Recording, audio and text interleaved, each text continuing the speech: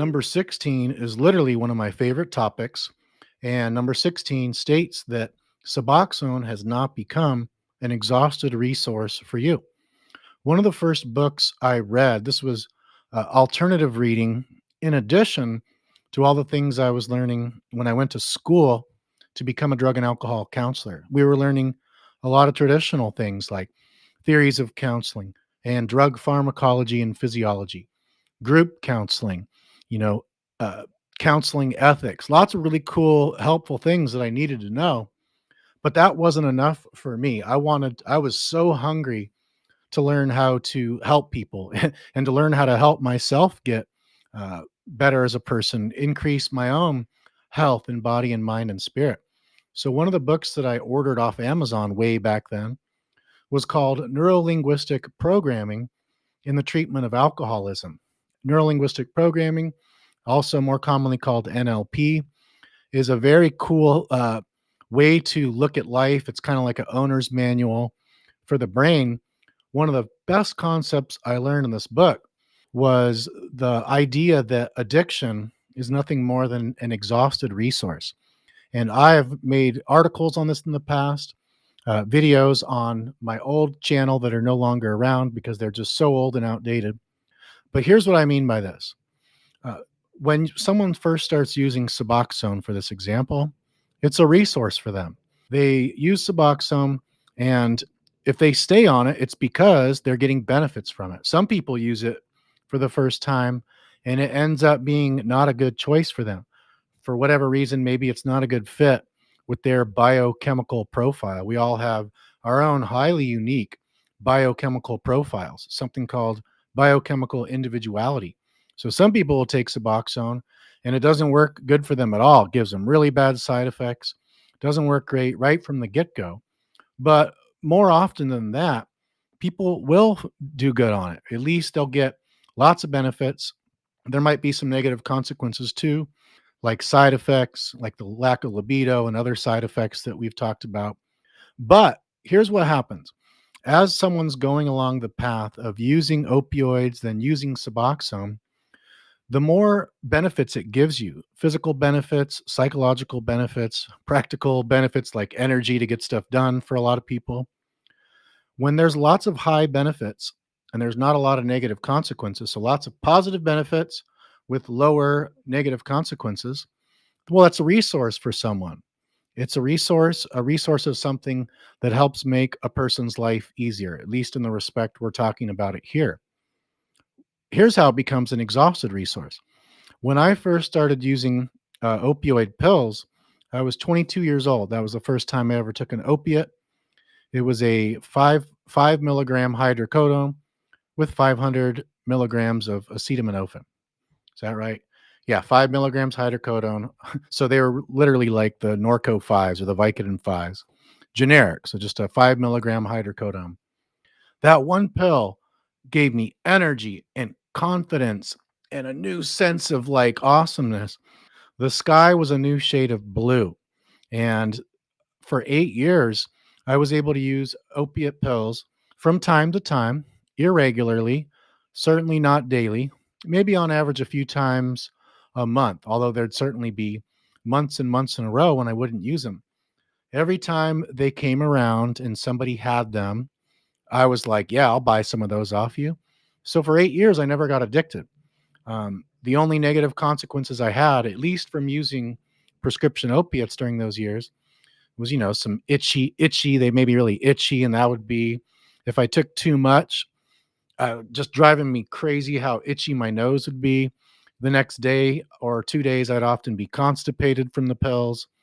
They'd make me a little dehydrated. But other than, these kind of minor negative consequences, for how awesome they made me feel when I was on them, those resource benefits so outweighed the small negative consequences, at least for me. So that they were just a resource that made my life better at that point. Not the healthiest resource, not the most adaptive resource for adding, benefits to your life, certainly not, but a resource nonetheless. And it was only when I started to use them daily around the age of 29 or 30 using them daily. Before long, they weren't doing as much to me anymore. Now I had to use a very high amount, and it wasn't even doing as much as that 5 milligram hydrocodone back in the day did for me. After daily use for as little as maybe a few weeks, now I was needing like 100 milligrams of oxycodone or oxycontin per day.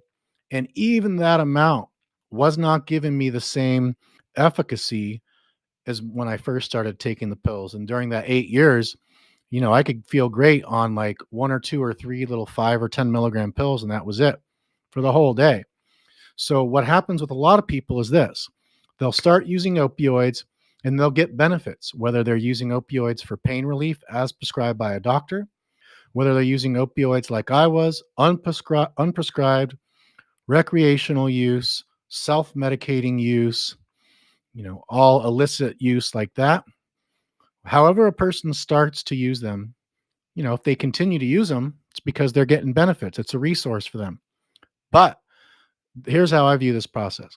As soon as the negative consequences rise and rise and rise, and the positive benefits fall and fall and fall, eventually you get like a yo-yo effect, or you get the opposite thing where before there was lots of benefits with lots little negative consequences. Over time, especially when people are using these medicines or drugs daily for prolonged use, for a lot of people, it might take months, might take years, it might take decades, depending on the person. Eventually, oftentimes, not always, oftentimes, negative consequences get higher and higher, positive benefits get lower and lower. And when the use of these opioids, and in this case, Suboxone, when it's actually the net result is it's causing more negative consequences than the positive benefits that it's bringing in, well, the NLP principle would state that now this opioid use is an exhausted resource. So a lot of people are stuck on Suboxone long term and they're not able to get off.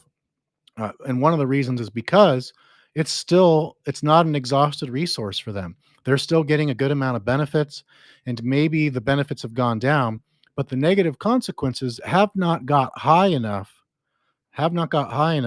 to really, really override all those positive benefits.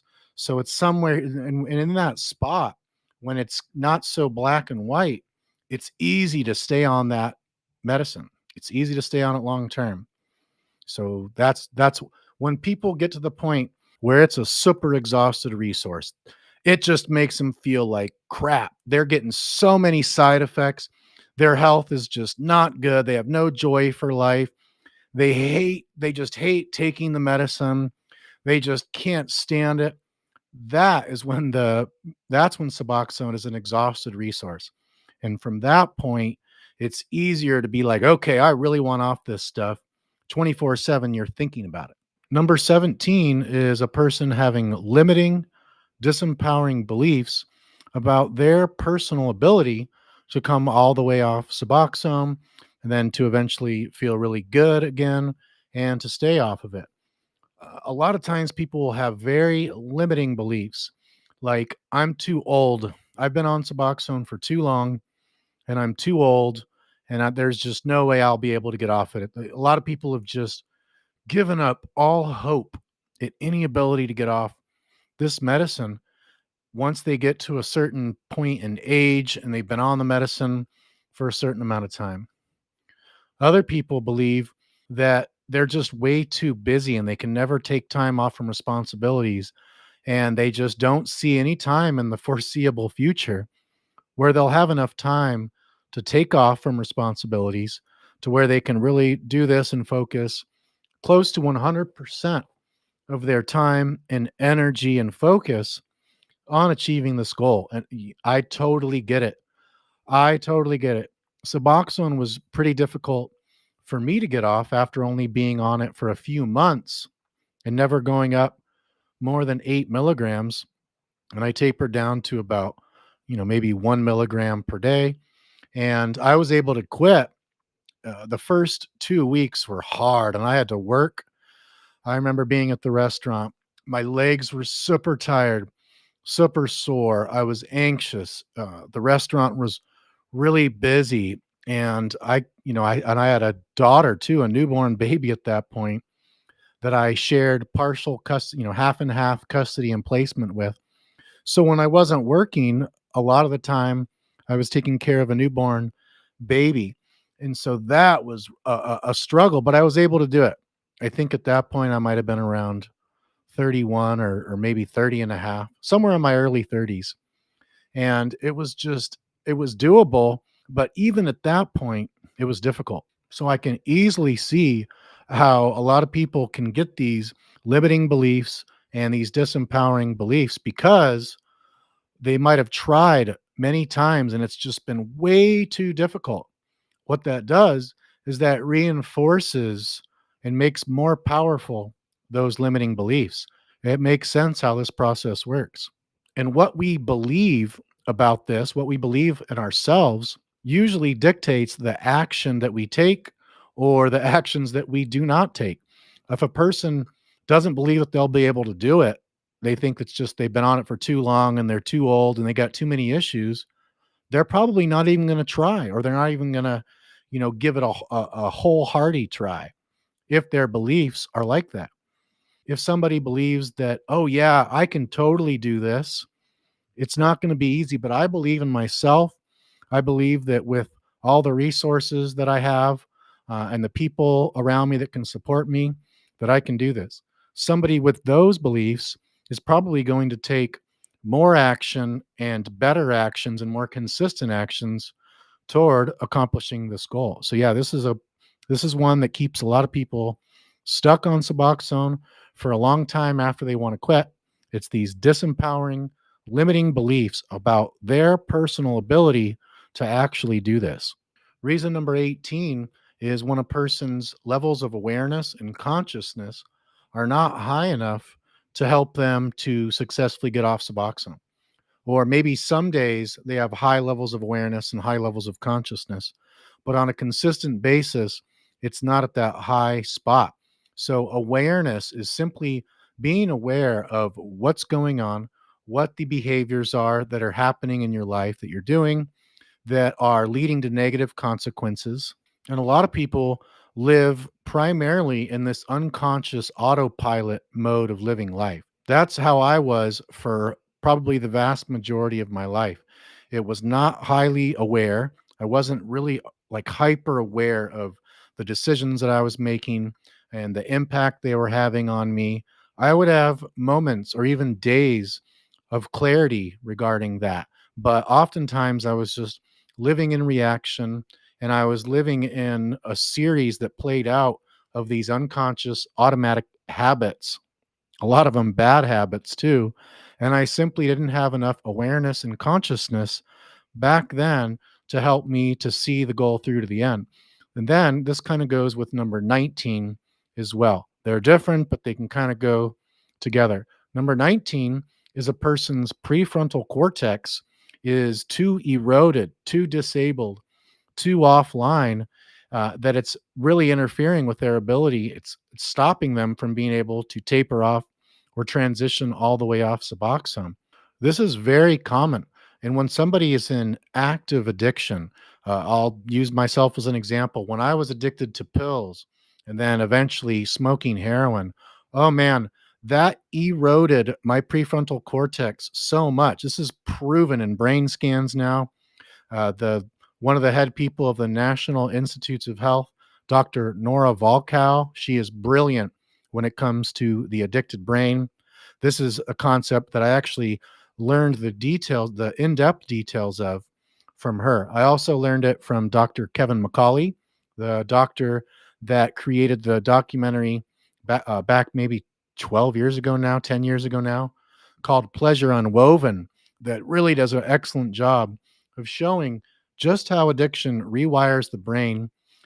Addiction can hijack your midbrain to where on Maslow's survival hierarchy of needs, at the bottom you need food, water, shelter, defense from predators, and then procreation. Those are all like the survival, living and procreating needs. They're all survival. To go above that, then you need friends and family and interests and eventually self actualization. But how Dr. Kevin McCauley explained it in that DVD that it was back then, and now it's online digitally. And if you search for Dr. Kevin McCauley on YouTube, he's got some really awesome keynote speeches of him talking about this addicted brain. And his keynotes, while the documentary is pretty dry, the keynote presentations, at least the ones that I've seen, are really funny. He's got some funny jokes in there, and the guy's hilarious and he's brilliant. But he shows in that documentary and on the keynotes that I've watched how when a person's becomes totally addicted to opioids or alcohol or one of the many other highly addictive substances, how it can actually rewire our brain to where instead of food, water, and shelter, defending from predators, all those main needs, how now the substance becomes the ultimate survival need. And so this played out for me for sure. Didn't matter about if I had money for rent or food or any of that kind of stuff.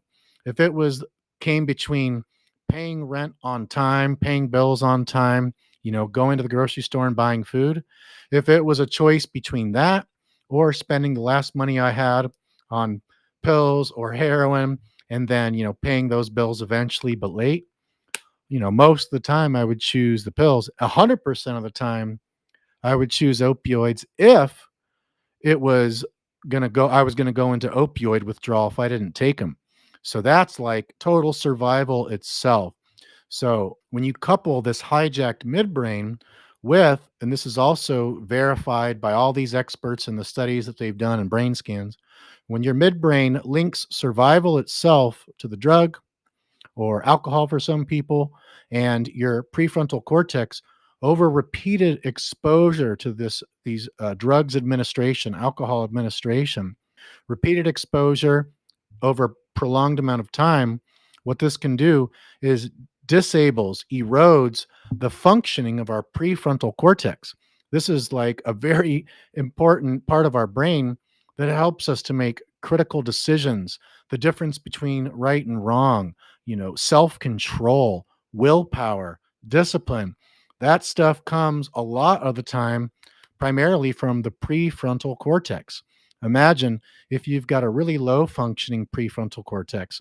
And a lot of people don't even need to have ever taken drugs or alcohol to have dysfunctioning prefrontal cortex activity. Simply the process of aging and growing older in age, and the process of, people that are not getting a good diet and lots of stress.